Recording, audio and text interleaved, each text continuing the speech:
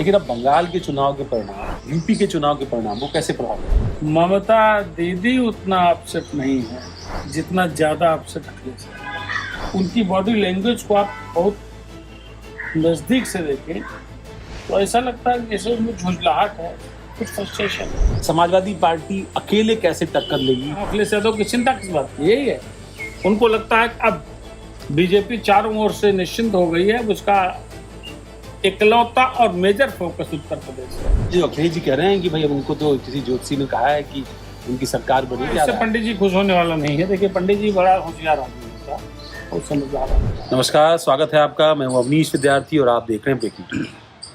जिस मुद्दे पर चर्चा हो रही है वो मुद्दा है उत्तर प्रदेश की राजनीति का। यूपी में चुनाव होने जा रहे हैं 2027 में। बंगाल और असम के चुनाव के परिणामों ने यूपी में बीजेपी का मोराल हाई कर दिया। वहीं विपक्षी दल समाजवादी पार्टी समेत तमाम सारे दल सख्ते में। उनकी क्या रणनीति होगी, किस तरीके से वो आगे बढ़ेंगे, पहले से ही आरोप प्रत्यारोप का दौर शुरू हो गया। अखिलेश यादव बंगाल पहुंच गए। बंगाल के नेता तो बंगाल में है ही। यूपी के नेता भी कल बंगाल पहुंचेंगे शपथ ग्रहण समारोह में, ग्रैंड शपथ ग्रहण समारोह। मेरे साथ हेमंत तिवारी जी हैं।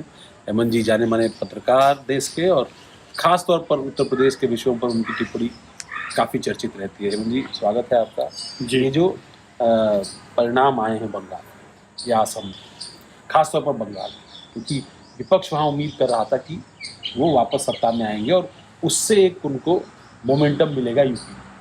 लेकिन अब बंगाल के चुनाव के परिणाम, यूपी के चुनाव के परिणाम वो कैसे प्रभावित करेगा? देखिए, अपोजिशन को पूरे देश में इस बात की उम्मीद थी कि भारतीय जनता पार्टी कितना दावा करे बंगाल में 100 सीट से ऊपर पहुंच नहीं सकती है। ये उनका अपना खुद का कैलकुलेशन था।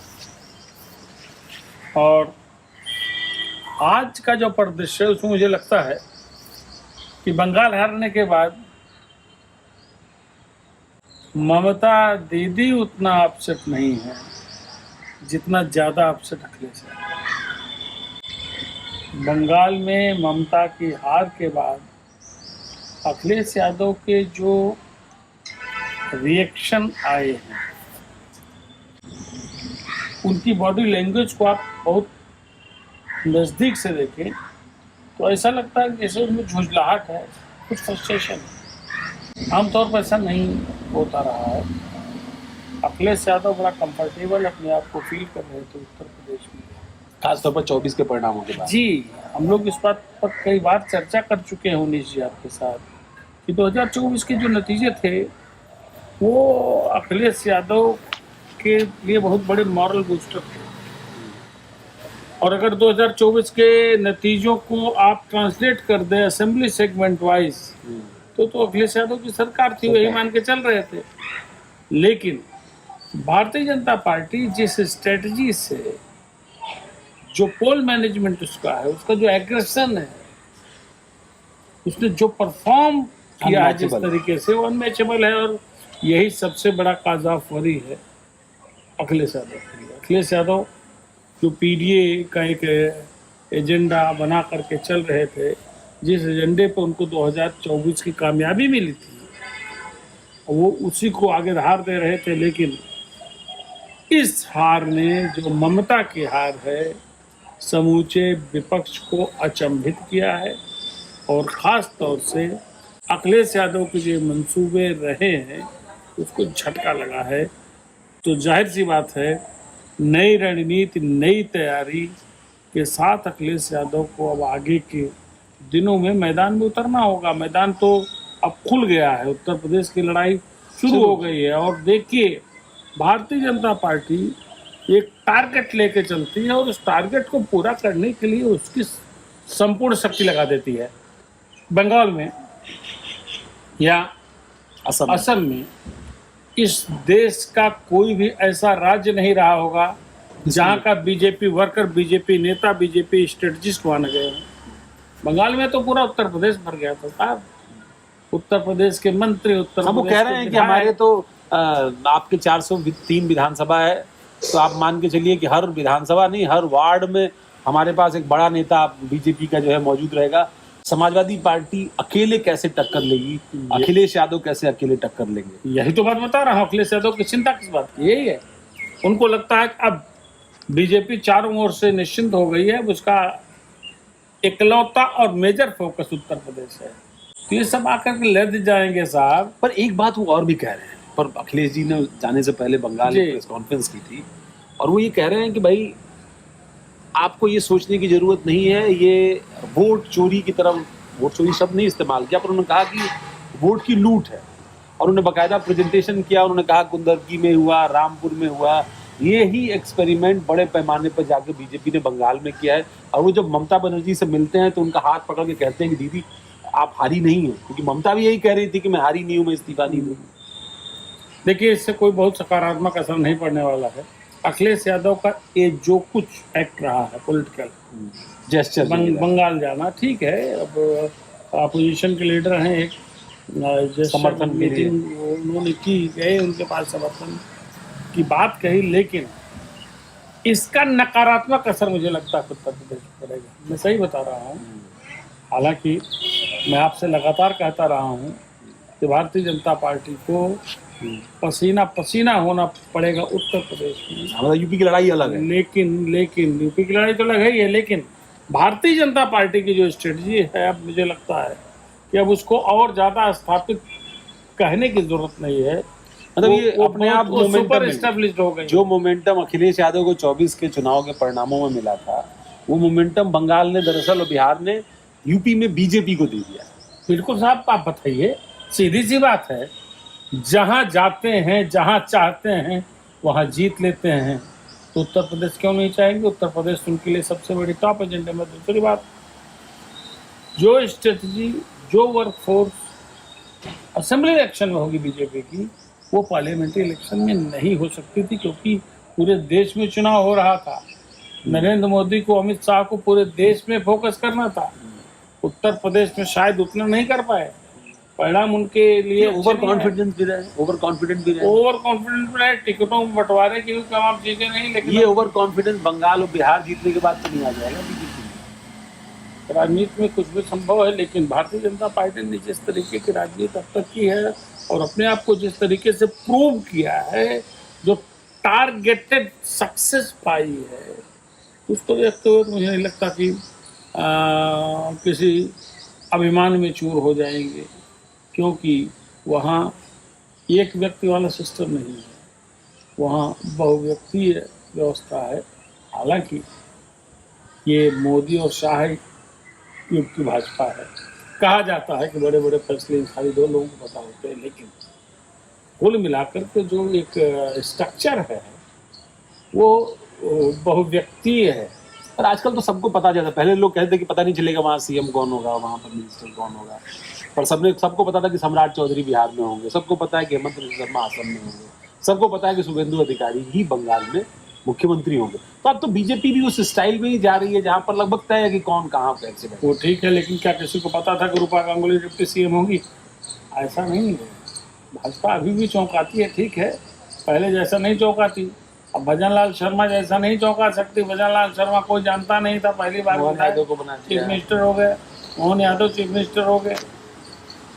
तो ऐसा नहीं है, चौंकाने की आदत तो ही बीजेपी की है ही है, इसीलिए लोगों के दिमाग में रहता। और यही उत्तर प्रदेश में भी अपोजिशन के दिमाग में पता नहीं कौन सा ऐसा दांव खेलें जो चौंकाने वाला है। और ये जान लीजिएगा, अब तो खुला मैदान है, इनके पास बड़ी वर्क फोर्स है, बड़ी स्ट्रेटजी है, और इनके पास सरकार है। बहुत बड़ी बात है, सरकार दिल्ली में सरकार है, लखनऊ में सरकार है, बहुत सी योजनाएं होंगी, जन कल्याणकारी योजनाएं, जन कल्याण, जनता के कल्याण का सही वक्त आ गया है, और भारतीय जनता पार्टी के लिए यह अपरिहार्य हो गया है। इसलिए कुछ ऐसी स्कीम्स आएंगी जो प्रत्यक्ष रूप से जनता को प्रभावित करेंगी। आप मान रहे हैं कि योगी आदित्यनाथ को थर्ड टर्म मिलना आसान हो गया है? भारतीय जनता पार्टी को थर्ड टर्म मिलना अपेक्षाकृत जो कठिन था वह ढीला हुआ है, हल्का हुआ है। योगी जी को लेकर क्या कोई बैठक है? आपको लगता है कि नहीं, योगी जी बड़े नेता हैं, राष्ट्रीय स्तर के नेता हैं। योगी जी के मतलब नेतृत्व में चुनाव लड़ा जाए, मुख्यमंत्री का नेतृत्व उन्हीं का माना जाएगा और उनके नेतृत्व में लड़ना भी चाहिए। भाई योगी जी ने अपने आप को प्रूव किया है, नेशनली प्रूव किया है। अभी आप देखिए, आपने वेस्ट बंगाल देखा, योगी जी का जलवा रहा, जहाँ गए वहाँ जिताया, जहाँ गए मतलब मुझे लगता है कि मोदी और शाह के बाद अगर किसी का सबसे ज़्यादा इंतजार वहाँ होता था पब्लिक में तो योगी जी को होता था। तो जाहिर सी बात है योगी जी चीफ मिनिस्टर हैं सेकेंड टर्म, और तीसरी बार अगर भाजपा की सरकार बनती है तो उनका तो सबसे अव्वल नंबर है ही है। एक आखिरी सवाल है सुनील बंसल को लेकर। जी। बहुत क्लोजली आपने उनकी राजनीति को वॉच किया है। जब वो यहाँ आए तब साधारण संगठन मंत्री थे, और उस संगठन मंत्री की महामंत्री की कुर्सी को उन्होंने असाधारण बनाया परफॉर्मेंस पर। हाँ। और अब वो उड़ीसा और बंगाल जैसे ध्रुव राज्य बीजेपी की झोली में दे चुके। तेलंगाना में लोकसभा में अच्छा प्रदर्शन रहा उनकी पार्टी का। Sunil Bansal as a brand, as a political leader, as a political strategist, आपकी नज़र में इस परिणाम के बाद कहाँ खड़े?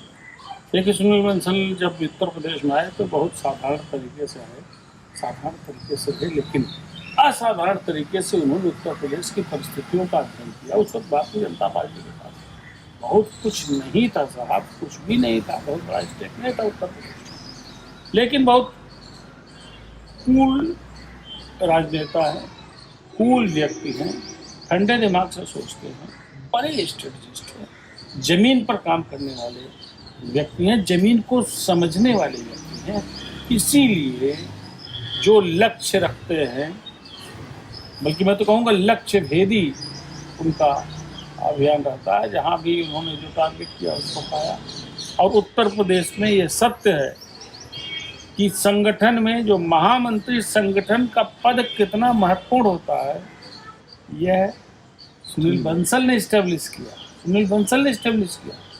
भारतीय जनता पार्टी उत्तर प्रदेश में आज अगर इस पोजीशन में है तो इसमें सुनील बंसल का और अब बंगाल की जीत के बाद अमित शाह के एक सहायक के तौर पर सुनील बंसल का बहुत बड़ा योगदान रहा है। और वही तरीका उन्होंने यहाँ से जाने के बाद उड़ीसा में अपनाया। पश्चिम बंगाल का परिणाम सब जानते हैं। अगर पश्चिम बंगाल की जीत का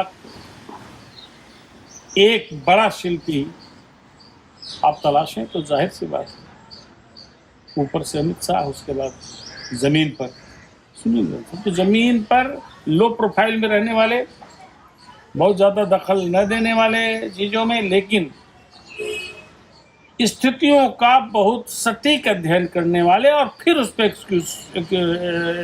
एक्सक्यूशन करने वाले। पर एक चीज़ जो अखिलेश जी कह रहे हैं कि भाई अब उनको तो किसी ज्योतिषी ने कहा है कि उनकी सरकार बनेगी, और उन्होंने 12 में भी कहा था। वो कह रहे हैं जो पंडित जी कहेंगे वही करूंगा, और जब वो कहेंगे तो कदम बाहर रखूंगा, कहेंगे तो जाऊंगा। अब ये पॉलिटिकल टोन रहा होगा उनका। पॉलिटिकल टोन रहा होगा। इससे पंडित जी खुश होने वाला नहीं है। देखिए, पंडित जी बड़ा होशियार आदमी होता, बहुत समझदार आदमी होता, उनके पंडित जी बहुत समझदार होंगे।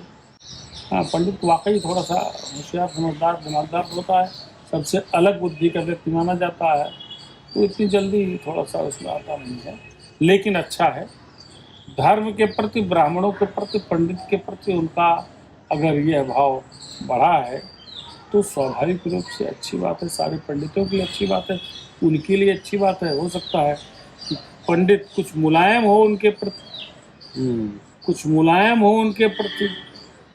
मुलायम सिंह के कार्यकाल में तो उतना मुलायम नहीं रहा, लेकिन अब अगर अखिलेश यादव पंडित जी की बात इतना मानने लगे हैं तो जाहिर सी बात है कुछ न कुछ तो वो फायदा उनको मिलेगा।